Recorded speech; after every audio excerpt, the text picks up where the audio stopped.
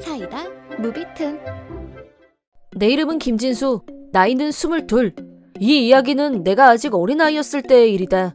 그때 나는 7살이었고 여동생은 3살, 엄마 아빠와 함께 살고 있었는데 아빠라는 사람은 최악의 인간이었다. 엄마를 향한 아빠의 폭력은 일상적이었고 아빠의 기분이 나빠 보이면 엄마는 항상 나와 동생에게 "너희들 빨리 방 안으로 들어가" 라고 소리쳤다. 엄마가 쓰러질 때까지 사정없이 때리고도 자기 성에 차지 않으면 방 안에 숨어있던 우리들을 끌고 나와서 때렸다. 그때 나는 엄마가 우리를 지켜주려고 했던 것처럼 내가 3살밖에 안 된 동생을 지켜줘야 한다고 생각했었다. 엄마도 이런 최악의 남편이자 아빠인 사람과 이혼을 하려고 했던 것 같다. 하지만 7살, 3살짜리 어린 자식들을 데리고 돈도 없고 마땅한 직장도 찾지 못한 막막한 상황에서 잠잘 곳도 없이 무작정 아이들을 데리고 나올 엄두도 못 내고 무기력과 절망 속에서 입버릇처럼 미안하다고만 했다. 이혼은 당장 못하더라도 도망가면 될 것 아니냐고 말하는 사람이 있을 수도 있겠지만 아빠가 예전에 엄마 명의로 사채를 끌어다 쓴 적이 있어서 만약 아빠하고 이혼을 하지 않으면 앞으로도 얼마든지 엄마 이름으로 사채를 빌릴 위험성이 있었다. 하지만 매일 밤 두려움에 떨고 있는 동생을 보다 못한 엄마는 드디어 "이혼해줘" 라고 용기를 냈다. 그러자 아빠는 "좋아, 대신 둘 중 하나는 여기 두고 가" 라고 말했다. 그렇게 말하면 엄마가 이혼을 단념할 거라고 생각했던 건지 아니면 다른 꼼수가 있었던 건지. 그때 나는 전혀 의도를 알 수 없었지만 아빠의 말을 들은 엄마는 크게 동요했고 아빠가 내건 조건에 뭐라고 해야 할지 대답을 찾지 못한 채 끝내 아무 대꾸도 못하고 뒤로 물러서려는 게 보였다. 그때 내가 나서서 "내가 남을게 엄마. 나는 괜찮아" 라고 말해버렸다. 아빠와 단둘이 사는 게 무섭지 않았던 건 아니지만 그것보단 엄마와 동생을 지켜야 한다는 생각이 나의 두려움을 앞섰다. "너 그게 무슨 소리야. 절대 그렇게는 못해." "엄마 괜찮아. 난 정말 괜찮아." "그래도 남자다 이거냐? 당신은 자식 대놓고 나갈 수 있겠어?" "엄마 걱정 마. 그러니까 진아 데리고 여기서 빨리 나가." 동생 진아는 매일 엄마가 맞는 모습을 보면서 아빠에 대한 공포심으로 점점 병들어가고 있었다.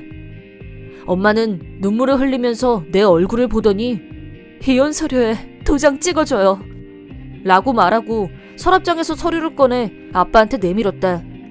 그러자 아빠는 거칠게 서류를 뺏어서 서명을 휘갈기고 엄마한테 다시 던졌다. 엄마는 나한테 미안하다는 말만 반복해서 남기고 동생을 데리고 집에서 나갔다. 그렇게 나와 아빠의 둘만의 생활이 시작됐다. 아빠는 내가 집에 있으면 엄마가 얼마 못 가서 곧 돌아올 거라고 생각했던 것 같다. 하지만 다음 날이 돼도 엄마가 돌아오지 않자 아빠는 나한테 분풀이를 냈다. "어디서 뭐하고 자빠져 있는 거야? 당장 네 엄마 오라고 해!" 집안에 있는 물건들을 때려 부수고 도박장으로 직행한 후 밤새도록 수중에 있던 돈을 몽땅 다 써 없앤 후 집에 오더니 "야, 따라 나와" 라고 말했다. "어디 가는데?" "먹을 거 구하러 나가야지." 아빠한테 먹을 걸 그냥 줄 사람이 누가 있다고 저러나 싶어서 누구한테 갈 거냐고 묻자 정말 어처구니 없는 대답이 돌아왔다. "누구 집에 가는데?" "여러 사람들이 가는 집이지.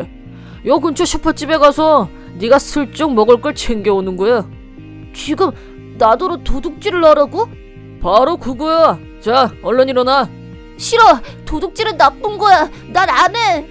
"하라면 하는 거지. 어디서 말대답이야?" 아빠는 싫다는 나를 마구 패더니 차에 억지로 태웠다. 화가 난 아빠는 속도를 마구 올리며 슈퍼까지 거칠게 운전했다. 그 뒤의 일은 기억이 잘 나지 않는다. 눈을 떴을 때 나는 병원에 있었고 아빠는 반대 차선에서 오던 자동차와 정면 충돌 후 직사했다는 말을 들었다. 아빠가 죽은 후 나는 한 달 정도 병원에 입원해 있었고 그 후 다른 지방에 있는 보육시설에 맡겨졌다. 고아원에 들어간다면 보통 아이들은 절망에 빠질 수도 있겠지만 나는 아빠가 죽었으니 이제 다시는 아빠한테 맞지 않아도 된다는 생각에 마음이 가벼웠다. 고아원 원장님은 따뜻한 분이셨고 고아원은 어린 마음에 텔레비전이나 사람들한테 들었던 것과는 많이 달랐다. 내 나이 또래 아이들이 여러 명 있었고 따뜻한 밥과 따뜻한 잠자리가 그곳에 있었다. 나는 원장님과 다른 선생님들의 보살핌을 받으며 새로 생긴 가족들과 평화롭게 지냈다. 그리고 죽어라고 열심히 공부해서 장학생으로 뽑혔고 대학에 입학했다. 그렇게 대학을 졸업하고 엄마 동생과 헤어진 지 15년이 지나서야 고향으로 돌아왔다. 여기로 돌아오면 엄마와 동생을 찾을 수 있는 방법이 있을 것만 같았다. 그러다 무심코 들어간 편의점에서 계산을 하려고 카운터 앞에 선 순간 나와 계산대 직원의 손이 동시에 멈췄다.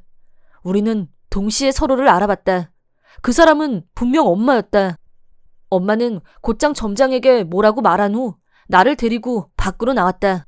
진수야, 너 진수 맞지? 엄마! 진수야, 엄마가 너 얼마나 보고 싶었는지 알아? 세상에, 너 대체 그동안 어디 있었던 거야? 나를 부둥켜 안고 울먹이는 엄마를 보자 마음이 따뜻해졌다. 그리고 엄마한테서 내가 떠난 후의 일에 대해 들었다. 엄마는 이혼 서류를 접수한 후 바로 옆 동네에 사는 친구를 찾아갔고 그 친구한테 동생을 잠시 맡겨둔 후 나를 데리러 다시 집으로 왔다고 한다. 이혼을 하고 나면 더 이상 엄마 인생에 아빠가 끼어들 자리는 없다고 생각한 엄마는 아빠 몰래 나를 데리고 나와서 절대 못 찾는 곳으로 도망칠 생각이었다고 한다. 하지만 집에는 아무도 없었고 얼마 후 아빠가 사고로 죽었다는 말을 들었는데 아빠하고 같이 나갔던 내가 돌아오지 않자 동네 사람들은 모두 나도 같이 죽었다고 생각했고 엄마한테 모두 입을 모아 그렇게 말했다는 것이다. 그 말을 들은 엄마는 하늘이 무너진 기분이었고 그날 나만 두고 집을 나오지 않았다면 절대 그런 일은 일어나지 않았을 거라고 후회하며 살았는데 다시 얼마 후 내가 죽지 않았고 어디 고아원으로 보내졌다는 말을 들었다고 한다. 하지만 어느 고아원인지는 아무도 몰랐고 무턱대고 찾아 나섰지만 무심한 세월만 흘렀다고 한다. 엄마가 나를 잊지 않고 찾고 있었다는 말만으로도 지난 세월을 다 보상받은 기분이었고 엄마와 같이 펑펑 울었다. 엄마 얘기를 먼저 다 들은 후 내가 어떻게 살아왔는지를 모두 말해줬다. 엄마는 시종일관 행복한 얼굴로 내 얘기를 들었다. 여기로 다시 돌아온 건 여기에 와야 엄마랑 진아를 찾을 수 있을 것 같아서였어. 그리고 다시 찾으면 같이 살고 싶었어. 열심히 공부해서 대학까지 악착같이 졸업한 것도 엄마를 다시 만나게 되면 절대 엄마 고생 안 시키고 편하게 살게 해주고 싶어서였어.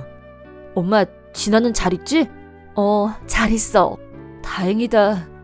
지금까지 엄마와 진아는 둘 다 파트 근무며 아르바이트를 하면서 열심히 살아왔다고 한다. 나는 엄마를 따라 진아를 만나러 갔다. 15년 만에 만난 진아는 몰라보게 자라 있었고 나를 보자마자 오빠만 혼자 남기고 가서 정말 미안해 라면서 나를 붙잡고 엉엉 울었다. 나는 그때 대기업 신입사원으로 입사할 예정이었기 때문에 마침 진아도 고등학교 졸업을 앞두고 있어서 이제부터 같이 살자는 말을 꺼냈다. 또 진아가 집안 형편 때문에 대학을 포기했다는 말을 듣고 알바도 그만두게 하고 대입 공부에 전념하게 했다. 그리고 새 봄과 함께 드디어 우리 셋은 함께 살게 됐다. 원래는 혼자 살 생각으로 집을 알아뒀었는데 그 집을 해약하고 가족과 함께 살 수 있는 넓은 집을 새로 얻었다. 명색이 대기업이다 보니 비록 신입사원이긴 하지만 내 월급이면 셋이서 살기에는 충분했다. 그동안 엄마와 진아는 계속 좁은 집에서 살았다면서. 오빠, 내가 이렇게 넓은 방을 혼자서 써도 돼? 내 방이 오빠 방보다 더 넓은 것 같은데? 너 앞으로 계속 공부하려면 책장도 늘어날 거고 네가 더 넓은 방을 쓰는 게 맞아. 오빤 괜찮아. 오빠 정말 고마워. 나 진짜 열공할 거야. 라며 좋아했다. 엄마도 마찬가지로 너 혼자서 여기까지 오느라 고생 많았지? 엄마가 못 도와줘서 미안해. 너를 찾으면서도 네가 원망할까봐 걱정했었어. 그런 말이 어딨어. 내가 그렇게 선택했던 거잖아. 난 후회한 적 없어. 내가 왜 엄마를 원망해. 절대 아니야. 그렇게 말하자 또 우는 엄마. 엄마는 나하고 이렇게 한 집에 살고 있다는 게 아직도 꿈을 꾸고 있는 것 같다고 했다. 그래서 너무 좋아서 자꾸 눈물이 난다고 했다. 엄마, 진아, 나 이렇게 같이 살게 된 후 출근했다가 집에 돌아오면 식탁엔 꿈에 그리던 엄마표 집밥이 나를 기다리고 있다. 진아는 우리 회사에서 가까운 대학에 진학을 했고 자기 인생의 큰 한 걸음을 딛게 됐다. 열심히 공부해서 졸업 후엔 나처럼 좋은 회사에 취직도 하고 나하고 엄마한테 꼭 보답을 하겠다며 야무지게 말한다. 엄마는 내가 자랐던 보육원에 가보고 싶다고 했다. 엄마와 원장님은 단둘이서 많은 얘기를 했고 엄마가 몇 번이고 인사를 하는 모습이 보였다. 아빠로 인해 멈춰버렸던 15년이란 시간이 다시 움직이고 그 빈자리를 채워갈 수 있다는 사실에 무한한 행복을 느낀다. 셋이서 같이 밥을 먹고 가끔 여행도 하고 보통 가족이라면 당연히 누리는 일상의 작은 행복을 우리도 누릴 수 있게 된 것이다. 나는 지금 행복을 온몸으로 충전 중이다.